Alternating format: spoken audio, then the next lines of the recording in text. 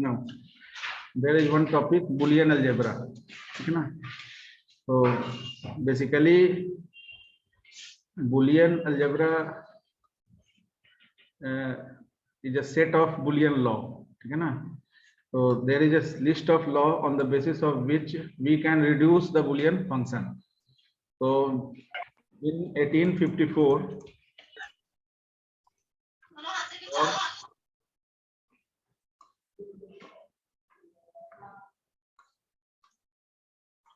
George Boole, one of the mathematician,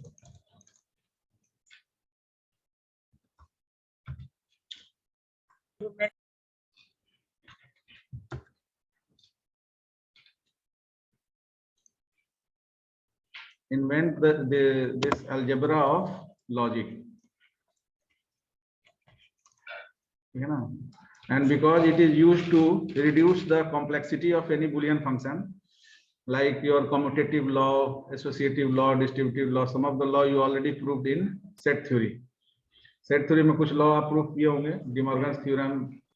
तो Boolean algebra में set of Boolean law है जिसको हम किसी भी एक्सप्रेशन को, किसी भी बुलियन फंक्शन को रिड्यूस करने के लिए रिडक्शन पर्पस से यूज करते हैं.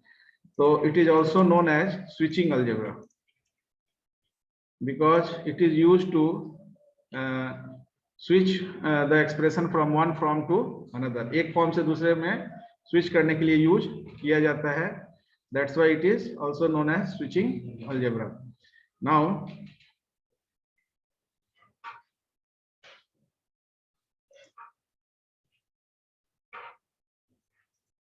बेसिकली जो इसमें सेट ऑफ रूल्स है, that rules are termed as Boolean law. तो there is list of law. Sir कोई वेटिंग में है.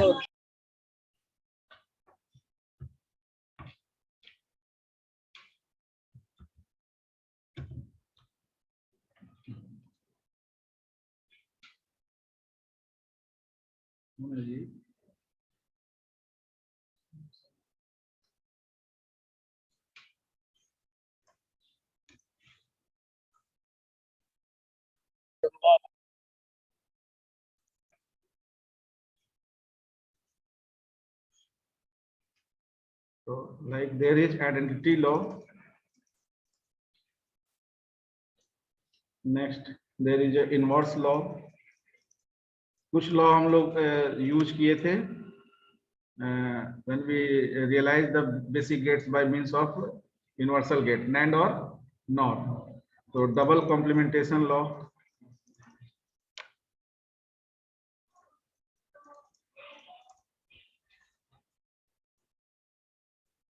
then there is idempotent law, then absorption law,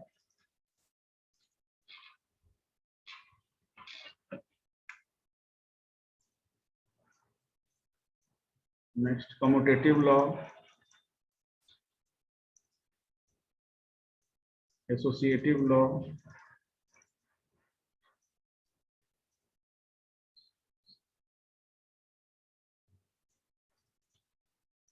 and distributive law.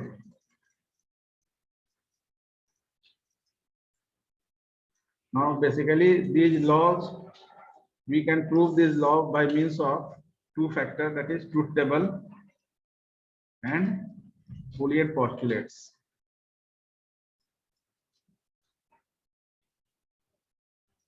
तो ये दो तरीका है जिससे हम इसको प्रूफ कर सकते हैं कि ये जो आइडेंटिटी लॉ है या इनवर्स लॉ है ये आपका सही है या प्रूफ्ड है. तो by the help of truth table और by the help of Boolean postulates. Now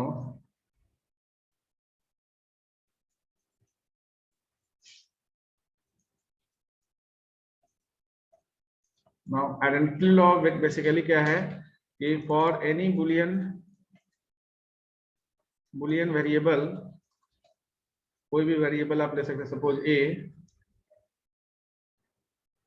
there is particular law, ये क्या है, बुलियन वेरिएबल ए का आइडेंटिटी लॉ में बुलियन स्टेट को शो करने के लिए दो तरह से हम लोग चेक करते हैं, एक लॉजिकल और दूसरा लॉजिकल एंड। क्योंकि लॉजिकल और लॉजिकल एंड के बेसिस पर ही हम कोई भी बाइनरी ऑपरेशन परफॉर्म कर सकते हैं। सिंगल नॉट के से हम कोई भी दो ऑपरेंड के बीच में या दो तरह के वेरिएबल के बीच में कोई ऑपरेशन परफॉर्म नहीं कर सकते। तो ए के साथ लॉजिकल एंड अगर आप यूज करते हैं, logical and A dot 0 equal to what and A dot 1 equal to what, और लॉजिकल और लगाते हैं तो a plus 0 is equal to what and a plus 1 is equal to what. Now see a dot 0 क्या होगा आप बता सकते हैं, हम लोग लॉ लिखेंगे, बट a डॉट 0 आप लॉजिकल और एंड पढ़े हैं, ठीक है ना। तो एक कांस्टेंट फिक्स कर दिया गया 0, और a का वैल्यू सिंगल वेरिएबल है तो कितना कॉम्बिनेशन बनेगा, 2। a का वैल्यू क्या क्या हो सकता है, या तो 0 और दूसरा 1 हो सकता है। तो क्या a का वैल्यू इसका रिजल्ट को अफेक्ट करेगा, या a का कोई भी वैल्यू होगा रिजल्ट सेम होगा? क्या कोई भी वैल्यू होगा तो यानी a का वैल्यू 0 होगा या 1 होगा किसी भी हालत में, यहाँ क्यों 0 ही होगा। हाँ, तो इसी को बुलियन यानी जॉर्ज बुलियन ने एक रूल बनाया कि अगर कोई भी लिटरल्स को 0 से लॉजिकल और एंड ऑपरेशन परफॉर्म कराएंगे तो उस लिटरल्स का कोई भी वैल्यू रिजल्ट को अफेक्ट नहीं करेगा, result always become 0। But in this case when the one constant is 1 यानी 0 की जगह 1 हो गया, तो a डॉट 1 यानी कि a और 1 के बीच में अगर लॉजिकल एंड लगाएंगे तो what is the result? Okay, इसका मतलब a का जो वैल्यू रखेंगे उसी के हिसाब से आउटकम होगा। तो इसका आउटकम क्या होगा, ये हम इसलिए इसको ब्रेक कर रहे हैं ये रूल तो लिखा हुआ है, लेकिन ये रूल को आप ऑलरेडी ऑब्जर्व कर चुके हैं लॉजिकल एंड और पढ़ने के बाद कि क्यों ये रूल है। इसलिए क्योंकि a डॉट 1 अगर लिख रहे हैं तो a डॉट 1 लिखने का मतलब कि लॉजिकल एंड a और 1 के बीच में है, a का कोई भी वैल्यू हो, a का वैल्यू अगर सिंगल लिटरल्स है तो वैल्यू क्या होगा, n इक्वल टू 1 है तो कॉम्बिनेशन क्या बनेगा, एक बार a का 0 या 1 वैल्यू होगा। तो इसका मतलब है कि a डॉट 1 में whatever value of a you have, the result is similar to that variable, यानी if a is 0 result is 0, यानी RHS is 0, if a is 1 then result is यानी RHS is also 1। now what is in this case, अगर हम logical और लगाएं और एक constant 0 कर दें तो आउटकम क्या होगा, ए सर, इसलिए कि a का वैल्यू जब 0 होगा तो 0, 1 होगा तो यानी कि जो भी a का वैल्यू है वही होगा। व्हाट अबाउट दिस, 0 होगा। आप लॉजिकल और के केस में क्या होता है, output is high when at least one of its input is high. तो एक इनपुट हाई कर दिए तो a का कोई भी वैल्यू हो, 0 होगा तब भी हाई, 1 होगा तब भी। तो यहाँ पर जो कुछ भी हम लोग लिख रहे हैं यहाँ क्या होगा, 1 ही होगा। तो ये जो 4 लॉ जो आपका आइडेंटिटी लॉ के अंदर आया, ये चारों law on the basis of logical and logical और ऑपरेशन हम लोग फाइनलाइज करते हैं। बुलियन यानी जॉर्ज बुलियन ने उसी के बेसिस पर इसको 4 लॉ के रूप में बदल दिया, आइडेंटिटी लॉ। अब now there is a proof, like जैसे आप कोई भी थ्योरम बनाते हैं तो उसका प्रूफ होता है। तो how you can prove that this identity LHS and RHS part is okay, हम लोग तो यहाँ पर प्रूफ कर लिए, लेकिन अगर इसको हमको कंप्यूटेशनल प्रूफ देना होगा यानी कि, तो उस केस में क्या है, LHS और RHS सेम करना होगा। तो we need to generate 1 column for LHS part and 1 column for RHS part. But अगर यहाँ RHS में कांस्टेंट वैल्यू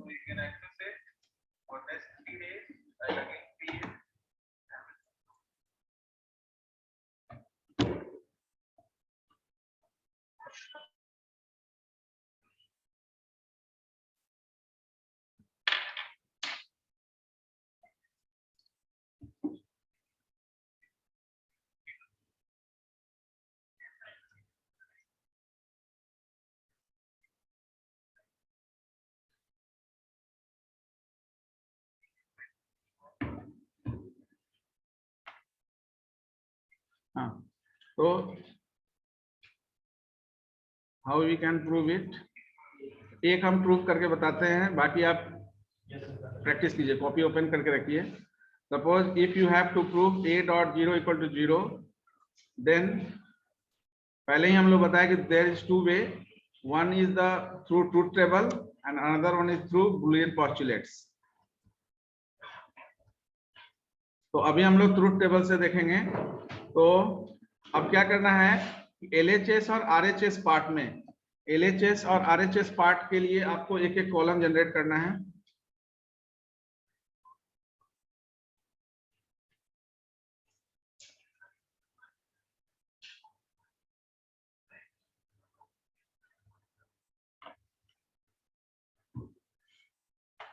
तो by means of truth table you have to generate the column for LHS part and RHS part. Now see here, a dot 0 equal to 0 है, तो simply है कि इस identity law में ये जो आपका जो लॉ है इसमें सिंगल लिटरल्स यूज हो रहा है। तो once there is single literals, how many combination of input row we have, n equal to 1 है तो 2 का पावर 1 that is 2। तो you have to generate column for a, one column for constant value g,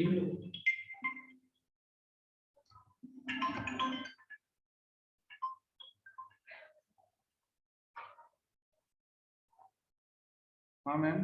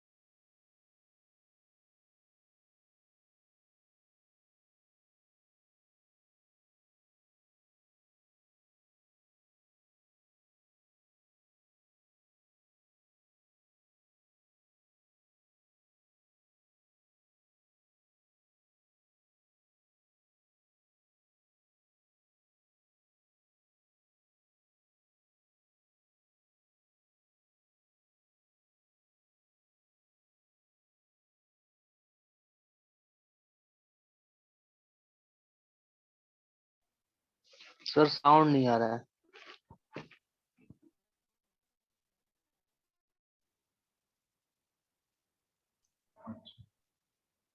a dot 0 equal to 0 identity तो clear है ना?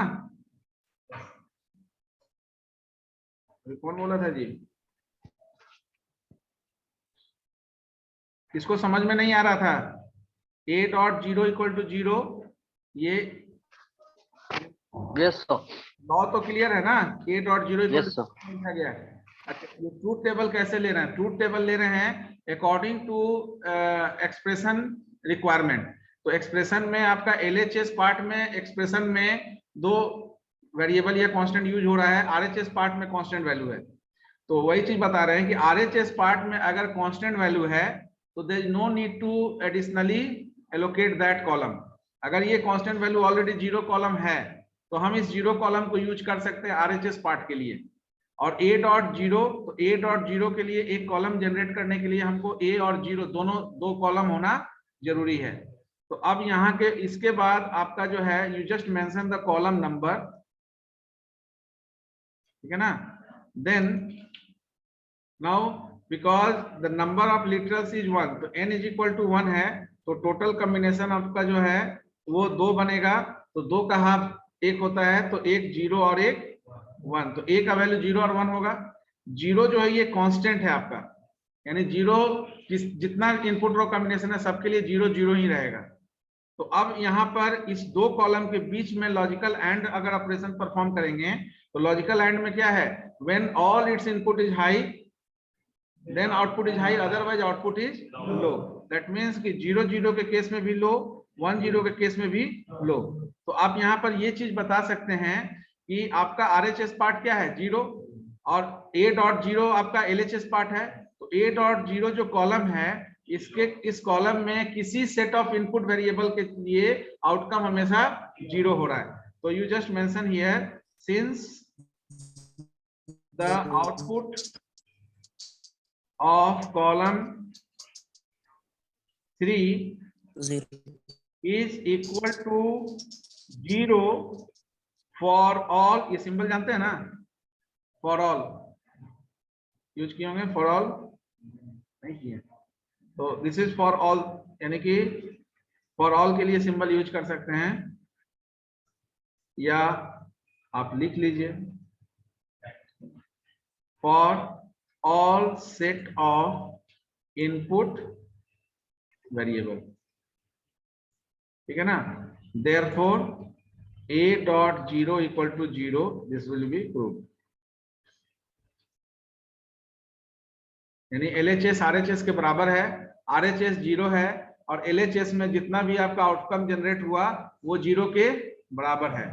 या इस चीज को आप ऐसे भी लिख सकते हैं, पैराफ्रेजिंग हम जैसे लॉजिकल गेट में किए, यहाँ पर ये चीज भी लिख सकते हैं, बिकॉज द या since the output of column 2 and 3 is identical. Hello,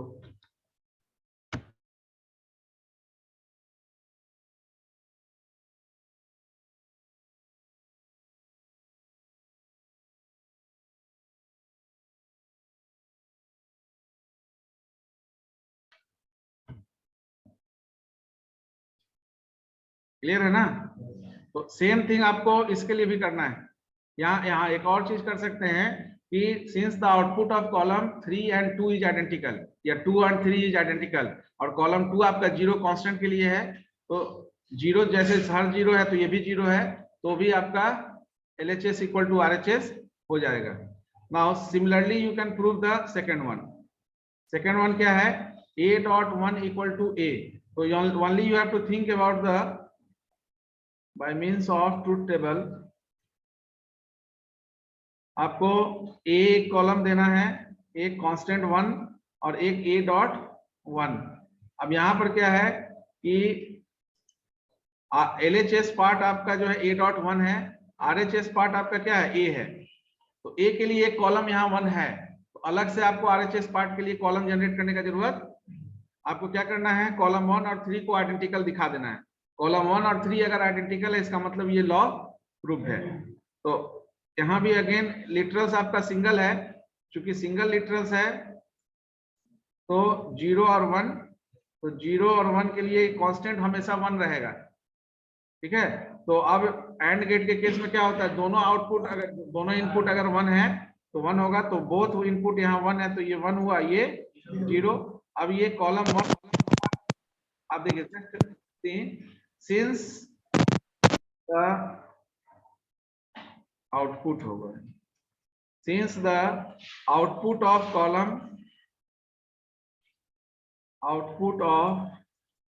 column 1 and column 3 is identical, therefore A.1 is equal to A. So similarly you prove this too. हो जाएगा. तो A+0 के लिए आपको क्या करना होगा, एक A0 और A+0 एक कॉलम, और उसी तरह से A1 और A+. ठीक है. तो A+0 इक्वल टू A मतलब कि आपको फर्स्ट और थर्ड कॉलम आइडेंटिकल दिखाना है, और A+1 इक्वल टू 1, यानी A+1 इक्वल टू 1 बताना है. यानी A+1 का for all set of input variable outcome is 1. तो इसमें A+1 जैसे A.0 के लिए आप यहाँ बताए इक्वल टू 0, यहाँ बताएंगे इक्वल टू 1. हो जाएगा ना. Similarly second law, the details proof is available in that PDF. Second law is the inverse law.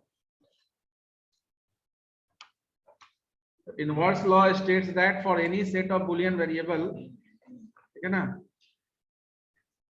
this law states that for any Boolean variable x, again two law is there, x dot x bar is equal to x plus x bar is equal to, आप बताइए x dot x bar equal to what, हम लोग use किए थे इसको, x dot x bar equal to, because if the value of x is 0 x bar become 1, if the value of x is 1 x bar become, यानी किसी भी हाल में 0 1 या 1 0 ही रहेगा यहाँ, और बीच में कौन सा गेट है एंड, तो दोनों 1 कभी हो नहीं सकता है क्योंकि एक x है एक उसका कॉम्प्लीमेंट है। तो अगर लिटरल्स के कॉम्प्लीमेंट, लिटरल्स और उसके बीच कॉम्प्लीमेंट के बीच में अगर लॉजिकल एंड लगाएंगे तो रिजल्टेंट हमेशा क्या होगा, 0, क्योंकि एंड गेट में अगर बोथ इनपुट हाई होगा,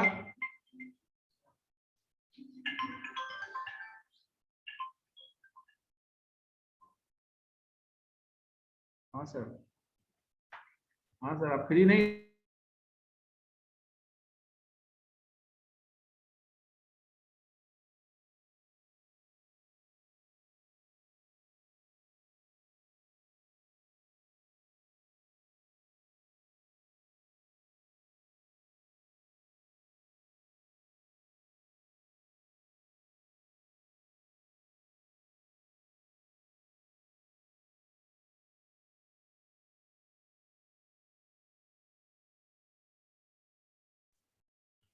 तो x dot x bar equal to 0 है क्योंकि लॉजिकल एंड में दोनों इनपुट हाई होगा तभी आउटपुट हाई होगा, तो यहाँ पर दोनों में से कोई एक 0 होगा तो इसलिए आउटकम हमेशा x प्लस x बार में, अब देखिए x का वैल्यू अगर 0 होगा तो x बार 1 होगा, x का वैल्यू 1 होगा तो x बार, यानी कि कोई भी एक 1 हो जा रहा है इस केस में, और लॉजिकल और है तो लॉजिकल और में at least one of its input is high then output is x plus x bar equal to 1, इसलिए बुलियन यानी जॉर्ज बुलियन ने इसको एक इनवर्स लॉ बनाया जिसमें ये दो लॉजिकल एंड और लॉजिकल और के लिए, ताकि किसी भी तरह के कॉम्प्लेक्सिटी एक्सप्रेशन में कॉम्प्लेक्सिटी अगर है तो उसको वहां पर कॉम्प्लेक्सिटी को रिड्यूस करने, एक्सप्रेशन को रिड्यूस करने के लिए ये अप्लाई किया जा सकता है। हम लोग अप्लाई किए थे ना, कहाँ पे किए थे इसको, हम लोग कहाँ अप्लाई किए थे, जब लॉजिकल एक्स नॉर गेट बना रहे थे तो a dot B bar plus a या a बार b था ना, a bar b plus a b bar, yes, इसके ऊपर जो था कॉम्प्लीमेंट था, तो इस कॉम्प्लीमेंट को जब हम लोग ब्रेक किए थे तो ब्रेक करने के बाद इक्वेशन निकला था ना, A B plus A bar B bar, ऐसा था ना, ऐसा ही नहीं निकला था, लेकिन इसमें ए डॉट ए बार भी था और बी डॉट, जब इसको आप ब्रेक करते हैं तो वहां पर हम लोग अप्लाई किए थे इस लॉ को, तो इसमें पहले क्या लगाए थे, डिमॉर्गन्स थ्योरम, डिमॉर्गन्स थ्योरम लगाएंगे तो क्या होगा, ए बार बी का complement dot A B bar का कॉम्प्लीमेंट, फिर इसमें डिमॉर्गन्स लगाएंगे तो क्या होगा, ए का double bar plus B bar और ए का bar plus B double bar, then it become A plus B bar और ए बार प्लस बी, और जब मल्टीप्लाई करते हैं तो क्या होता है, A dot A bar plus A B plus A bar B bar plus B dot B bar, ये दो को हम लोग कैंसिल किए थे इसी लॉ के थ्रू, ठीक है ना, तो ये एक्सप्रेशन में कैंसिल हुआ तो फाइनली आपके पास एक्सप्रेशन आ गया A B plus A B bar, जो एक्स नॉर गेट का ये भी एक्सप्रेशन हम लोग रखे थे।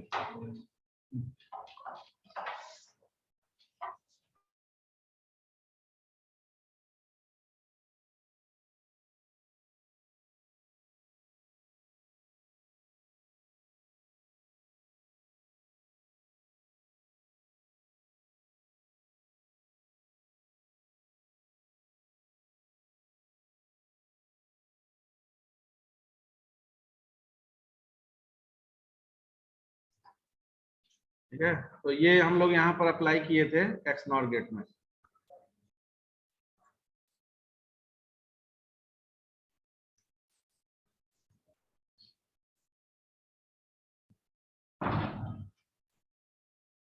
इसको प्रूफ कर लेंगे।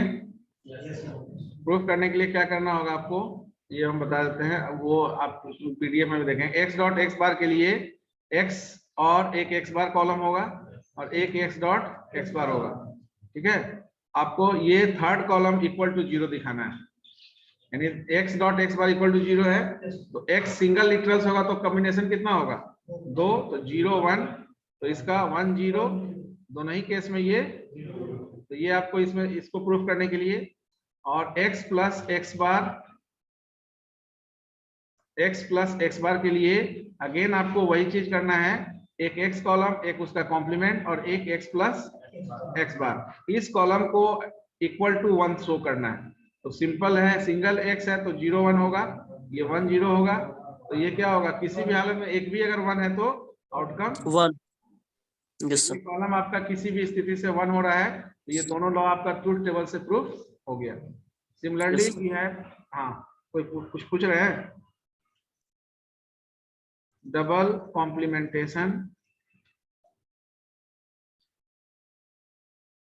लॉ, है ना।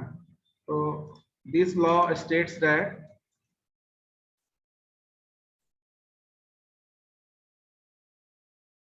for any Boolean variable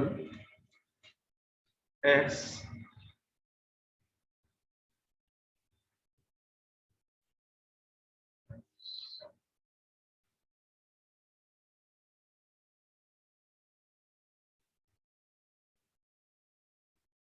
double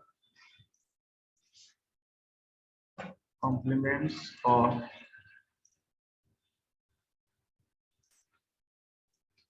is variable itself, that is इसमें एक ही लॉ है, x का double complement is equal to x। तो इसको प्रूफ करने के लिए क्या करना होगा, x एक कॉलम तो रखेंगे, एक कॉलम इसका कॉम्प्लीमेंट का और एक इसका डबल कॉम्प्लीमेंट का। यहाँ पर क्या है, फर्स्ट और थर्ड कॉलम को आइडेंटिकल शो करना होगा, यानी फर्स्ट कॉलम x को रिप्रेजेंट करता है जो यहाँ RHS है, और थर्ड कॉलम आपका जो है वो x का डबल कॉम्प्लीमेंट को शो करता है जो आपका LHS है। तो अगेन 2 1 0, तो इस 1 0 का फिर 0 1 का 0 और 0 का, तो 0 1 0 1, तो फर्स्ट और थर्ड कॉलम मेंशन कर देंगे, फर्स्ट और third column is identical, so this law is proved by means of truth table. Next one is the idempotent law. Idempotent जिसको हम लोग यूज किए थे, आइडेम्पोटेंट लॉ कहता है कि अगर इसमें दो लॉ है, a plus a is equal to a और a dot a is equal to a, जिसको हम लोग नैंड और नॉर को बनाने में यूज किए थे। यानी नैंड और नॉर को नेट नॉट बनाने के लिए यूज करने के लिए, नॉट में सिंगल इनपुट होता है, तो सिंगल इनपुट होता है, लेकिन नैंड और नॉर जो है मिनिमम 2 इनपुट चाहिए उसको, तो मिनिमम 2 इनपुट लेने के लिए हम लोग डुअल इनपुट के लिए ये आइडेम्पोटेंट लॉ लगाए थे। क्यों? क्योंकि नैंड गेट में अगर हम नैंड गेट को यूज कर रहे हैं नॉट गेट बनाने के लिए, तो a को 2 बार दिखाने के लिए हम डुअल इनपुट में a को पास किए, तो a का वैल्यू a के बराबर होता है, a का वैल्यू a के बराबर होता है। इसका मतलब कि a को हम 2 बार पास कर रहे हैं लॉजिकल एंड में, तो a dot a equal to a होता है, यानी कि 2 इनपुट भी पास कर रहे हैं तो आउटकम हमारा एक सिंगल हो रहा है, और जब उसको नॉट गेट से पास करेंगे तो वो हमारा क्या हो जाएगा, a बार हो जाएगा। और वही चीज नॉट गेट के केस में हम a को 2 बार डुअल इनपुट में दिखाए, तो a प्लस a, a को 2 बार पास किए तो a प्लस a होगा, और a plus a is equal to a।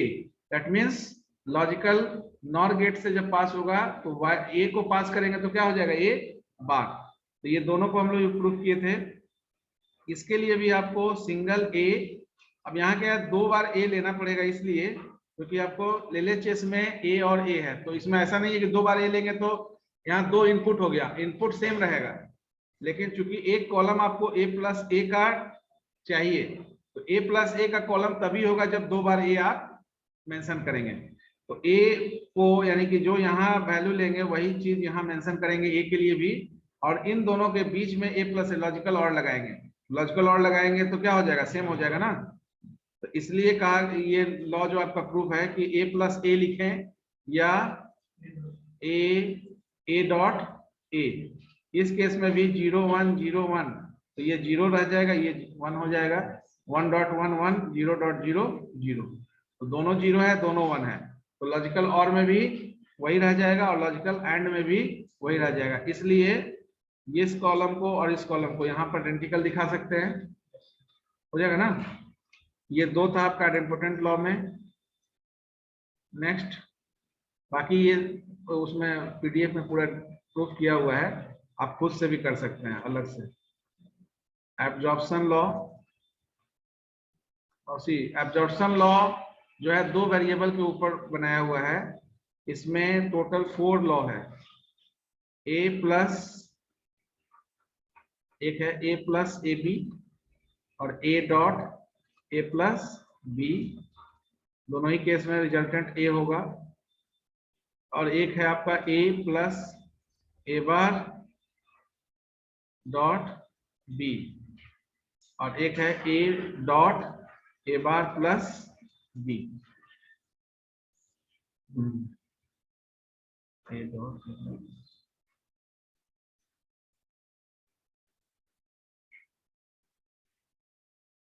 ये हो गया आपका ए प्लस बी, और ये हो गया ए बी।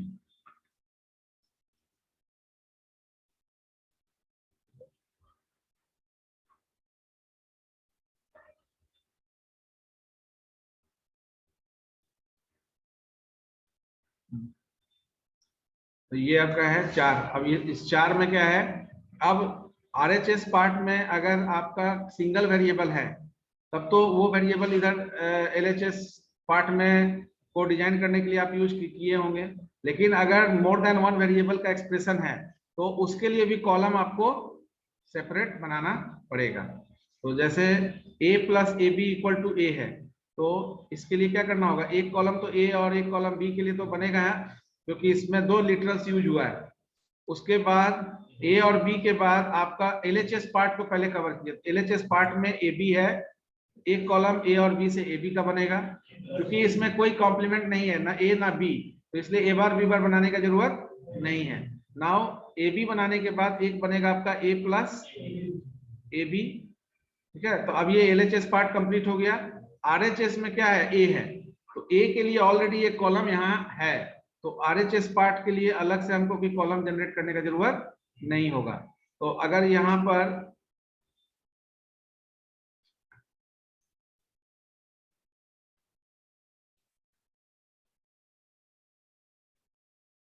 तो A और B है, 2 इनपुट है, तो कितना कॉम्बिनेशन बनेगा, 4। तो 4 का आधा 2, 2 0 2 1, फिर 0 1 0 1, ठीक है। और AB है, तो AB हो गया, तो क्या हो गया, 0 0 0 1। नाउ फर्स्ट और थर्ड कॉलम के बीच में ये लॉजिकल और लगाना है। तो फर्स्ट और थर्ड में देख लीजिए कि एक भी 1 होगा तो 1 होगा, क्योंकि लॉजिकल और है। तो यहाँ दोनों 0 है तो ये 0 होगा, यहाँ भी दोनों 0 है तो 0 होगा, यहाँ 1 0 है तो 1, 1 1 है तो। अब ये कॉलम और ये कॉलम आइडेंटिकल हो गया ना। इसका मतलब है कि a plus A B is equal to a, this law is prove by means of truth table, because LHS part is represented by column 4 and RHS part is represented by column 1, and both column 1 and column 4 is identical. So ये 0 0 1 1 0 0 1 1. Similarly you can prove this one, a b, a plus b and a dot a plus b. तो 0 0 1 1 0 1 नहीं, a plus B है तो ये 0, बाकी सब 1, और a dot a plus B है, तो यानी कि फर्स्ट और थर्ड कॉलम, तो 0 0 होगा तो 0 होगा, 0 1 होगा तो 0 होगा, 1 1 होगा तो 1। इसका मतलब है ये पहला और तीसरा चौथा कॉलम आइडेंटिकल हो गया। सी और डी बनाइए, तो सी को चेक करिए।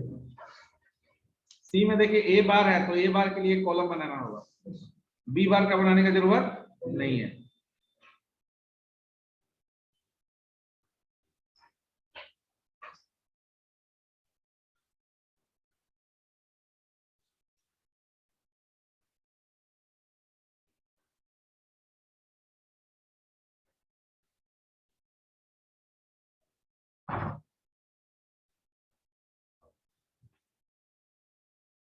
सी के लिए हो जाएगा A B A bar dot B A plus A bar dot B और एक ए प्लस बी। ठीक है, जनरली आप कोशिश करिएगा कि एलएचएस को पहले चेकआउट कीजिए, आरएचएस को बाद में, लेकिन ये आगे पीछे आप कर सकते हैं, ए प्लस बी को पहले या उसको बाद में लिख सकते हैं।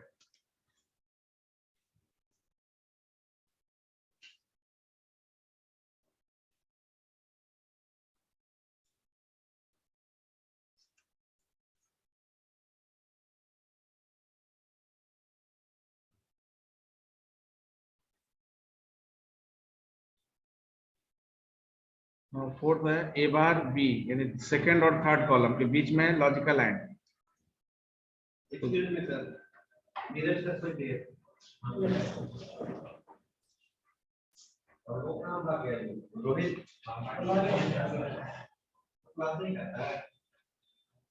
और फिफ्थ के लिए फर्स्ट और फोर्थ कॉलम, तो 0 0 0 0 1 0 नहीं 0 1 0 और 1, फर्स्ट और फोर्थ कॉलम करना है ना, बीच में लॉजिकल और है, तो 0 प्लस 0 0 0 प्लस 1 1 1 प्लस 0 1 1 प्लस 0 1। ए प्लस बी चेकआउट, 0 प्लस 0 है तो 0 1 1 1।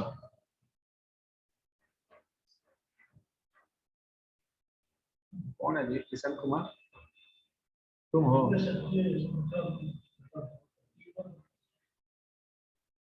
नो सर, इसका मोबाइल ऑन ऑफ हो गया था। हैं? सर किशन का मोबाइल ऑफ हो गया था। चार्ज करके कनेक्ट हो रहा है? Yes sir. ठीक है, चलिए ये फिफ्थ और सिक्स्थ कॉलम आपका आइडेंटिकल है, उसी तरह से इसको भी प्रूफ करना है, समझ में आ रहा है ना?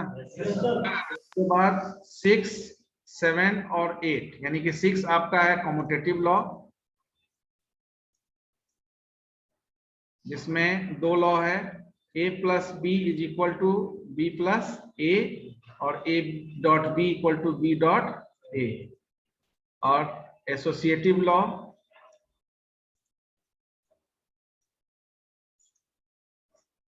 एसोसिएटिव लॉ में a प्लस एक मल्टीप्लीकेशन के लिए एक, हाँ, a dot B dot C है is equal to a dot b dot c, associative law, and there is distributive law। तो जहां पर भी जो जितना 3 वेरिएबल है तो 3 वेरिएबल बनेगा ट्रूथ टेबल में, और जैसे जैसे पैरेंथेसिस है उस तरह का कॉलम भी आपको बनाना पड़ेगा। डिस्ट्रीब्यूटिव लॉ फर्दर इसमें भी 2 है, ठीक है ना? डिस्ट्रीब्यूटिव लॉ आप पहला क्या है, a into B plus C,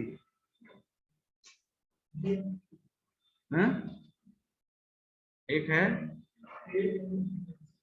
a plus B into,